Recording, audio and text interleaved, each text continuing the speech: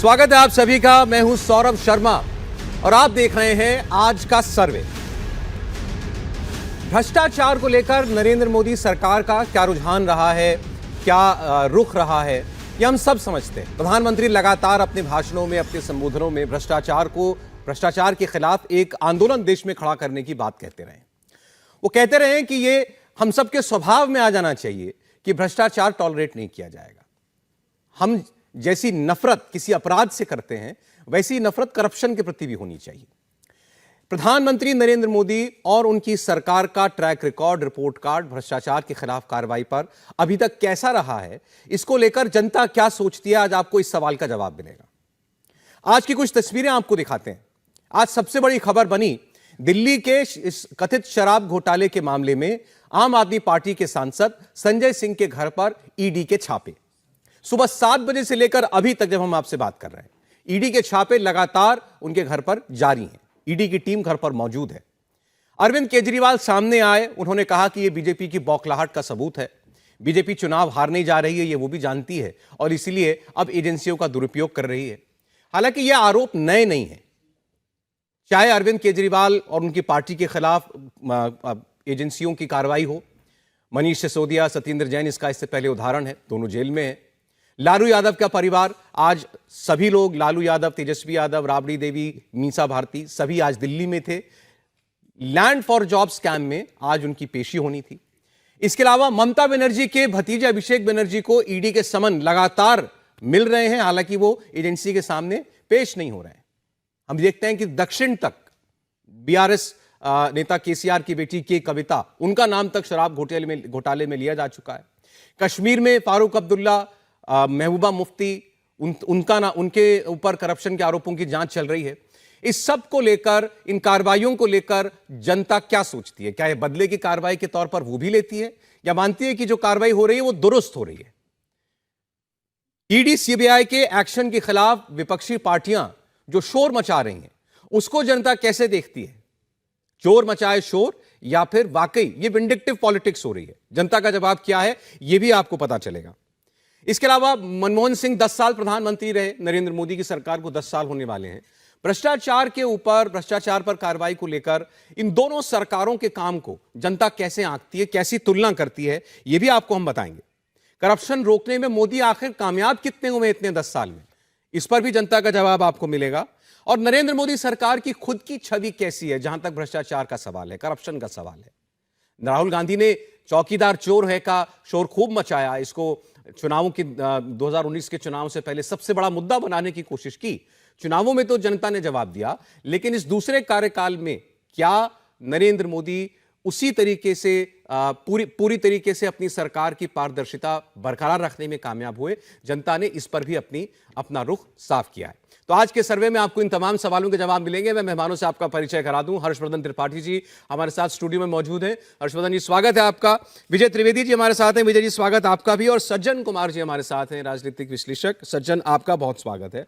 पहला सवाल, आज जो मैंने आपको 3 तस्वीरें दिखाई जब वो कार्रवाई चल रही थी, तो सवाल आज जिसका जवाब हम आपको सबसे पहले देने जा रहे हैं, जो हमने जनता से पूछा था, वो था कि जो ईडी सीबीआई की कार्रवाई होती है, इसको लेकर क्या जनता सरकार के साथ खड़ी है या विपक्ष के साथ खड़ी है?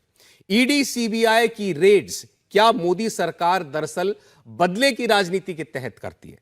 इसका जवाब नहीं और हां में ही हो सकता है। तो सवाल आपके सामने, ईडी सीबीआई भेजकर क्या मोदी सरकार वाकई बदला ले रही है अपने विपक्षियों से? नहीं का जवाब 60% जवाब देने वालों ने दिया। 60% जनता मानती है कि यह बदले की कार्रवाई नहीं है। 34% जनता को ऐसा लगता है कि वाकई इसमें कहीं ना कहीं राजनीतिक प्रतिशोध की बू आती है, और 6% लोगों ने इस पर कोई स्पष्ट उत्तर नहीं दिया। तो 60% लोग लेकिन इसको बदले की कार्रवाई नहीं मानते हैं। तो अगर नरेंद्र मोदी करप्शन को इस चुनाव में कोई बड़ा मुद्दा बना रहे हैं और विपक्ष जो एकजुट ही हुआ है एजेंसियों के दुरुपयोग के नाम पर, तो उनको इसका जवाब जरूर मिल गया होगा कि करप्शन इस देश में जनता शायद अब स्वीकार करने के लिए तैयार नहीं है। 60% लोगों को इस कार्रवाई में कुछ गलत नहीं लगता। हर्षवर्धन जी, देखिए, इसको थोड़ा सा संदर्भ के साथ देखेंगे। एक तो ये कि ये जो आंकड़ा है, ये एकदम वही आंकड़ा है जब आप चुनाव में नरेंद्र मोदी की लोकप्रियता देखते हैं और विपक्ष की पूरी, जो भी कहें, लोकप्रियता कहें या जनता की नज़र में अलोकप्रियता कहें, तो वहीं जाकर टिकती है। लेकिन इसको संदर्भ के साथ देखें तो अरविंद केजरीवाल की जब पार्टी आई थी तो ठीक है, उन्होंने कांग्रेसी नेताओं पर क्रॉस के निशान लगा दिए थे, सबको भ्रष्टाचारी बना दिया था, सबकी फाइल उनके पास रहा करती थी। पता नहीं केजरीवाल जी की वो वाली फाइल कहां गायब हो गई। लेकिन वो लालू जी के लिए क्या कहते थे, और जब यही संजय सिंह अलग अलग रैलियों में एक सांस में गिनाना शुरू करते थे तो वो वायरल वीडियो हर कोई देख चुका है। अब जिनके पास इंडिया टीवी की ये टीम पहुंची होगी सर्वे के लिए, उन्होंने भी देखा होगा। तो संजय सिंह ने तो बताया ना कि भाई ये भ्रष्टाचार का मामला। अब तब तक संजय सिंह वाला नहीं आया था तो उसका जिक्र नहीं होता था, अब ये जुड़ा। और ये दुर्भाग्य की बात है कि अगर किसी देश में जिन नेताओं के ऊपर शासन की जिम्मेदारी होती है वो नेता चोर के तौर पर, भ्रष्टाचारी के तौर पर ऐसे देखे जाते हैं कि अपने आप जनता मान लेती।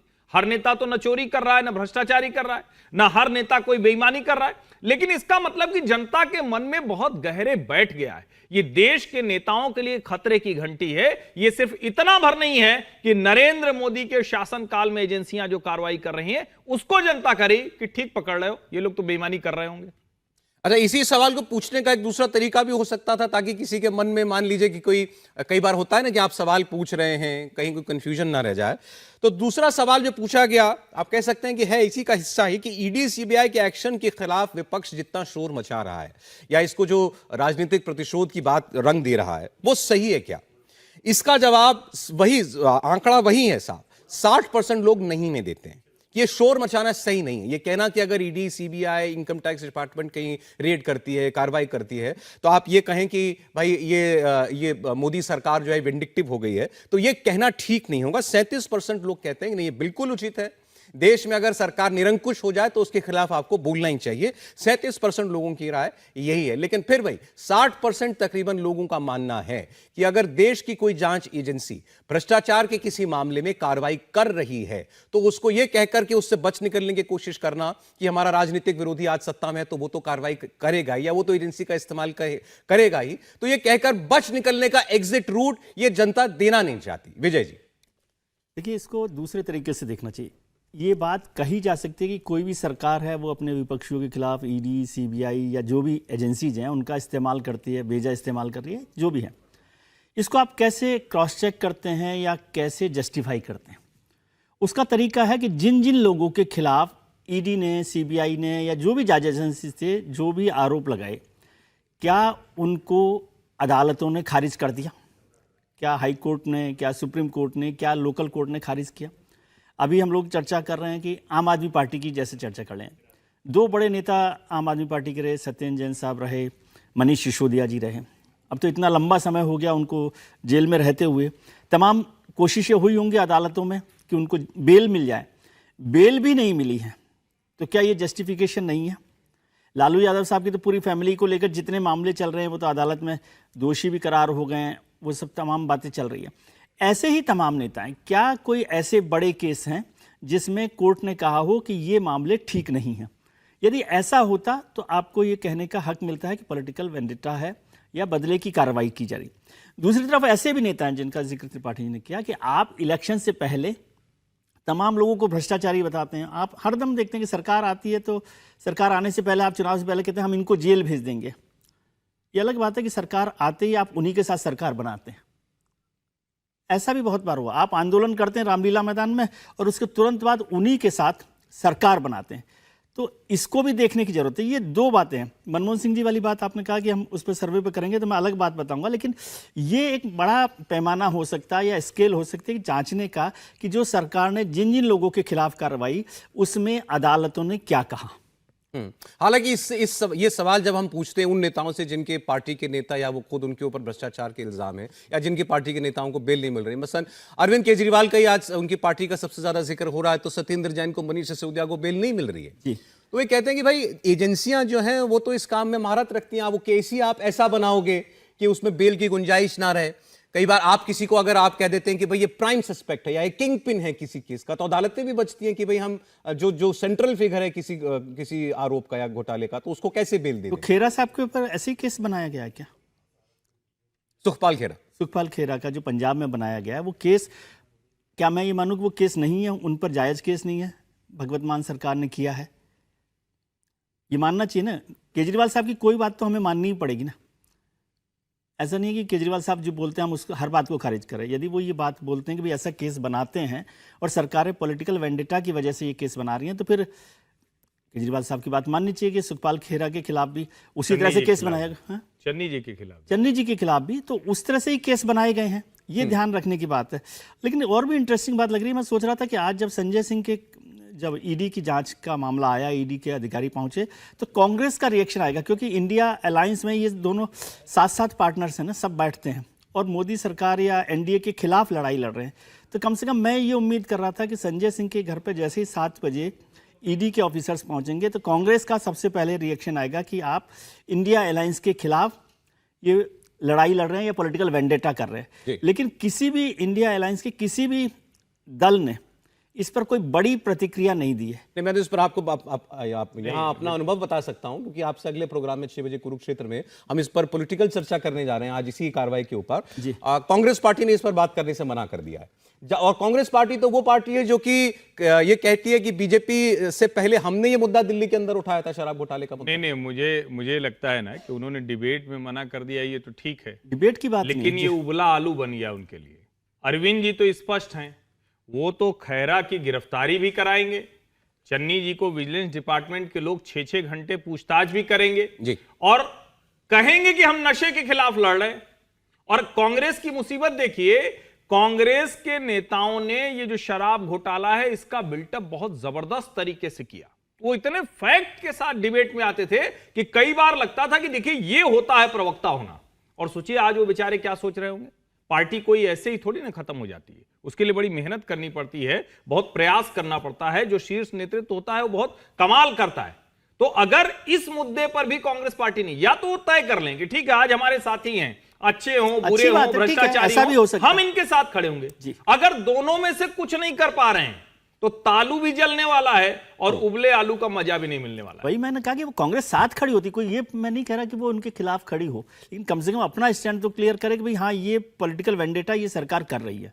नहीं तो कैसे कर ले, क्योंकि फिर आपके लोग आपका पुराना वीडियो निकाल के चलाने लगेगा ना, जिसमें आप अरविंद केजरीवाल को भ्रष्टाचारी कह रहे हैं या अरविंद केजरीवाल ने शराब घोटाले में फिर ऐसा करना चाहिए कि बीजेपी सरकार की तारीफ करनी चाहिए कि आपने ठीक किया, हम नहीं कर पाए थे लेकिन आपने ये काम ठीक किया कि एक जो घोटाला था उसको सही जगह तक मुकाम तक पहुंचाया। अच्छा, लेकिन अगर ये किसी मुद्दे के तौर पर अगर विपक्ष या इंडिया अलायंस जो है वो जनता की अदालत में ले जाना चाहता है कि ये सरकार जो है आप देखिए निरंकुश हो चुकी है, या ये सारी एजेंसियों को जो है, जैसे कांग्रेस पार्टी बार बार कहती है कि जी केवल बीजेपी चुनाव नहीं लड़ती है बल्कि BJP, ED, CBI, income tax सब मिलकर के चुनाव लड़ती हैं, उसकी सिस्टर एजेंसियां, सिस्टर कंसर्न्स हैं बीजेपी की। लेकिन लोगों के बीच ये मुद्दा ले जाने का क्या हश्र होगा, ये सर्वे में उसका इशारा आपको मिल रहा है कि 60% लोग कहते हैं कि वो इसे बदले की कार्रवाई के तौर पर नहीं देखते। सज्जन, ये तब है जब ऊपर से कश्मीर से आप शुरू कीजिए और तमिलनाडु तक शायद ही कोई एक ऐसा राज्य और वहां की कोई प्रिंसिपल पॉलिटिकल पार्टी जो बीजेपी के खिलाफ हो उसके किसी नेता के ऊपर भ्रष्टाचार का इल्जाम ना लगाओ। राहुल गांधी सोनिया गांधी से शुरुआत करते हुए नेशनल हेराल्ड मामले में, कश्मीर में महबूबा मुफ्ती, फारूक अब्दुल्ला, हरियाणा में आते हैं तो हुड्डा परिवार, अरविंद केजरीवाल दिल्ली में उनकी पार्टी के 2 मंत्री जेल में हैं, लालू यादव का पूरा परिवार बिहार में, अशोक गहलोत के बेटे के ऊपर करप्शन के चार्जेस हैं, ममता बनर्जी के भतीजे के ऊपर करप्शन के चार्जेस हैं, तेलंगाना में केसीआर की बेटी का नाम शराब घोटाले के अंदर आ चुका है, और तमिलनाडु में स्टालिन के एक मंत्री जो हैं उनको जेल में डालना पड़ा। बल्कि मेरे ख्याल से तो केरला में भी किसी मुख्यमंत्री के ऊपर या कोई मंत्री के ऊपर जो आरोप चल रहे हैं, उस इतना सब के बावजूद जनता मानने के लिए तैयार नहीं है कि सरकार कुछ गलत कर रही है। देखिए, इसमें जो जनता के बीच में भ्रष्टाचार को लेके एक सामूहिक स्मरण होता है। आप देखिए इस देश में आज़ादी के बाद 2 बार ऐसा हुआ, खासकर 3 बार कह सकते हैं, जब भ्रष्टाचार एक बड़ा मुद्दा बना। एक तो जेपी मूवमेंट के समय, फिर जनता पार्टी की सरकार आई, उसके बाद बोफोर्स के मामले में 1989 9वें लोकसभा में, और उसके बाद 2011 में जो अन्ना मूवमेंट हुआ। आप देखेंगे तीनों बार भ्रष्टाचार के मुद्दे पे सरकारें बदली, जनता का वोट मिला, भ्रष्टाचार एक मुद्दा बना, लेकिन कार्रवाई नहीं हुई। जनता पार्टी आई, उसमें सारे भ्रष्टाचारी उससे बाहर निकले। जो बोफोर्स के बाद वीपी सिंह की सरकार आई, उसका भी वही असर था। और अभी यहां पे क्या हो रहा है कि आप देखिए दिक्कत क्या है। आप पार्टियों का हाल ले लें, आम आदमी पार्टी की समस्या क्या है। पार्टी का कैडर, वर्कर और सबसे बड़ा एक सपोर्ट बेस वो दिल्ली में स्थित था, लेकिन इन्हें बनना है Akhil Bharatiya party. Prime minister का एस्पिरेशन है, तो हर जगह इनको संगठन खड़ा करना है, हर जगह चुनाव लड़ना है, पैसा कहां से लाएंगे? तो ये चीजें पब्लिक को समझ में आती है कि साहब आपके पास आर्थिक कोई स्वरूप नहीं है, ढांचा नहीं है, सपोर्ट सिस्टम नहीं है, लेकिन आप हर राज्य में चुनाव लड़ने के लिए पहुंच जाते हैं, तो वो पैसा आ कहां से रहा है? सही तरीके से आ नहीं रहा है। रही बात दूसरी की भ्रष्टाचार के मुद्दे पे, आप देखिए यूपीए का वो दौर था जब हर महीने एक भ्रष्टाचार का मुद्दा आ रहा था। उसमें कांग्रेस पार्टी के तो लोग थे ही, तमाम क्षेत्रीय पार्टियां भी उसमें शामिल थी, 2G, 3G, 4G, कोलगेट और भी बहुत सारे स्कैम्स आ रहे थे। लेकिन 14 से लेके अभी 9 साल हो गया 2023 तक, एक भी कोई बड़ा भ्रष्टाचार का मुद्दा, आप केंद्र सरकार राज्य स्तर पे थोड़ी बहुत छोटे भ्रष्टाचार की बातें हो सकती हैं, लेकिन एक भी बड़ा कोई भ्रष्टाचार का मुद्दा सामने नहीं आया है। और पहली बार जनता को यह दिख रहा है कि भ्रष्टाचार, करप्शन केवल मुद्दा ही नहीं बन रहा है, बल्कि इस पे कार्रवाई भी हो रही है। तो जो लोग इस पे कवर फायर देने की कोशिश कर रहे हैं, क्योंकि इसमें सब मिले हुए हैं, तो एक के खिलाफ जब दूसरा सपोर्ट करता है और निंदा करता है, तो समाज में यह चीज बिल्कुल धारणा में स्पष्ट है कि सरकार की बदले की कार्रवाई नहीं है, बल्कि पहली बार हो रहा है कि भ्रष्टाचार को लेके एक जीरो टॉलरेंस वाली नीति चल रही। हां, इसमें एक छोटी सी बात जरूर हो सकती है कि बीजेपी शासित राज्यों में भी इतनी सक्रियता क्यों नहीं है, लेकिन उसका यह कतई मतलब नहीं है कि जिन लोगों के खिलाफ ईडी या सीबीआई या आईटी के रेड्स हो रहे हैं और कार्रवाई हो रही है, वो बदले की भावना से हो रही है, उसमें तथ्य नहीं है। ठीक है, आपने क्योंकि यूपीए सरकार का जिक्र किया, तो एक सवाल यह भी पूछा गया था कि आप क्या मानते हैं करप्शन रोकने में, भ्रष्टाचार को रोकने में कौन कामयाब रहा? कौन सी सरकार इस पर प्रभावी रूप से कार्रवाई कर पाई? मोदी सरकार कर पाई या मनमोहन सरकार के बारे में भी कुछ लोगों को ये लगता है, मनमोहन सिंह सरकार को लेकर के, कि करप्शन के खिलाफ उसने भी कार्रवाई की? तो मोदी सरकार भ्रष्टाचार को रोकने में कारगर साबित रही है, 68% लोगों का जवाब है। मनमोहन सिंह सरकार को करप्शन के खिलाफ कार्रवाई करने के मामले में 28% लोग क्रेडिट देते हैं। भले आज आप, जैसे आपने बताया कि उस वक्त ये छवि बनी हुई थी कि सरकार में टॉप लेवल पर एक के बाद एक भ्रष्टाचार के केसेस हो रहे हैं, CWG का मामला था, 2G का मामला था, कोलगेट का मामला था, सीधे सीधे रॉबर्ट वाड्रा के ऊपर इल्जाम लगता था, बीजेपी वाले जीजा जी कहते हैं कि उनके ऊपर भ्रष्टाचार का केस था। लेकिन फिर भी 28% लोगों को लगता है कि उस सरकार ने भी कुछ कार्रवाई की थी। कांग्रेस पार्टी भी ये क्लेम करती है कि आरोप हम पर लगे तो हम ही ने जांच भी बैठाई थी। मोदी सरकार 68% तक, इसमें 68% लोग मानते हैं कि हाँ, प्रभावी कदम उठा रही है। हर्षवर्धन जी। नहीं, मैं तो ये कह रहा हूं, क्या ये मत प्रतिशत दिखा रहे हैं विपक्षी दलों का? कौन 28% लोग हैं जो, ठीक है आप ये कहें कि कम भ्रष्टाचारी ज्यादा भ्रष्टाचारी तो चलेगा, क्योंकि हम ये मान सकते हैं भाई कि कोई भ्रष्टाचार कर रहा है, कोई नहीं कर रहा है। हम किसी को घोर भ्रष्टाचारी माने, फिर भी हो सकता है आप कहें कि नहीं नहीं वो भ्रष्टाचारी नहीं है। लेकिन कोई अगर ये कहे कि मनमोहन सिंह के प्रधानमंत्री रहते भ्रष्टाचार पर कोई एक कार्रवाई हुई हो, तो फिर हम उसको कोई तो पैमाना, कोई एक उदाहरण। रघुराम राजन की अपनी रिपोर्ट कहती है कि किस तरह से बैंकिंग लोन दिए जाते थे जो क्रेडिट एनपीए में बदल गया, यानी जिसको कर्ज के तौर पर रेवेन्यू जनरेशन का जरिया बैंकों के लिए होना चाहिए था, इंटरेस्ट आना चाहिए था, वो ऑक्शन की तरफ गया, एनपीए की तरफ गया, नीलामी की तरफ गया, पूरी की पूरी बैंकिंग व्यवस्था को ध्वस्त कर दिया। उस बैंकिंग व्यवस्था के ध्वस्त होने से पावर के जितने लोन हुए, कोल सेक्टर में जितने लोन हुए, ये सारे के सारे बड़े रिफॉर्म थे, चौपट कर दिया इंडस्ट्री को।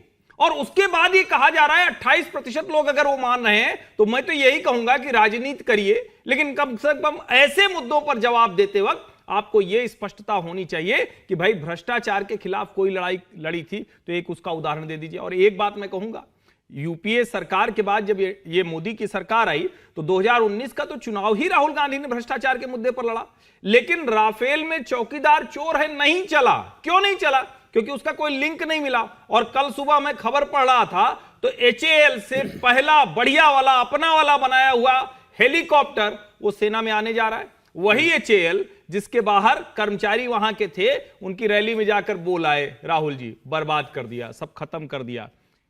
86% आप अगर किसी सरकारी कंपनी के लिहाज से कहें तो अगर कोई कंपनी इस तरह से अपना रेवेन्यू बढ़ा लेती है, प्रॉफिट बढ़ा लेती है, तो वो कमाल करती है। इसीलिए वो मुद्दा काम नहीं करता है। लेकिन फिर भी 28% लोग कह रहे हैं तो हम मानेंगे। नहीं, 28% लोग मान रहे हैं। मनमोहन सिंह सरकार ने भी करप्शन के खिलाफ कार्रवाई की थी और मोदी सरकार जो है वो 60% लोगों का ये मानना है कि करप्शन पर रोक लगाने में भी कामयाब रही है। ये भी लोग जो हैं 60% के करीब लोग ये मानते हैं। बाकी आपका सवाल ये था कि यूपीए टाइम का कोई एक उदाहरण दे दें कि कोई भ्रष्टाचारी आरोपी कोई जेल गया हो, तो मेरे ख्याल से 28% की जो बात हो रही है ना, वो इसलिए हुआ कि यदि आप 2011 से 2014 तक को देखें यूपीए सरकार को, तो उसमें बहुत सारे मंत्रियों को हटाया गया, ठीक है।